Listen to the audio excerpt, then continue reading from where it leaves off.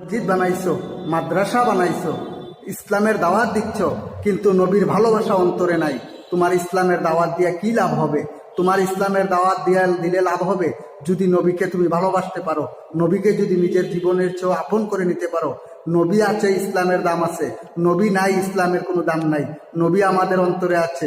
ইমানদারের দিলে নবী থাকবে, ইমানদারদের অন্তরে নবী থাকবে। নবীর ভালোবাসা আছে, ইসলামের দাম আছে। নবীর ভালোবাসা নাই, ইসলামের কোনো দাম নাই। আর ইসলাম ওই আমার নবী। নবী যে ইসলাম এনেছে, নবীর আদর্শ নিয়ে চলতে পারলে তুমি ইসলামে প্রবেশ করবা। নবীর আদর্শ নিয়ে না চলতে পারলে তুমি মুখে মুখে ইসলাম বললে কোনো কাজ আসবে না। নামাজ, রোজা, হজ, যাকাত, কালেমা কাজ আসবে তখন নবীজির উপর যদি তুমি ঈমান আনো, লা ইলাহা ইল্লাল্লাহ মুহাম্মাদুর রাসূলুল্লাহ সাল্লাল্লাহু আলাইহি ওয়াসাল্লাম, আল্লাহকে বিশ্বাস করেছি, নবী মুহাম্মদ সাল্লাল্লাহু আলাইহি ওয়াসাল্লামকে বিশ্বাস করেছি, তাইলে তুমি ইমানদার। তখন বলেছো মুখ দিয়ে আল্লাহকে মানি, রাসূলকে মানি, কিন্তু অন্তর দিয়ে মানো নাই। অন্তরের ভিতরে তোমার বিষ, কিন্তু তুমি ইমানদার না।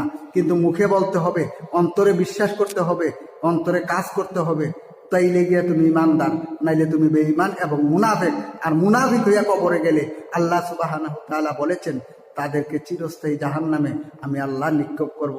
কিন্তু নবীজির শান মান যারা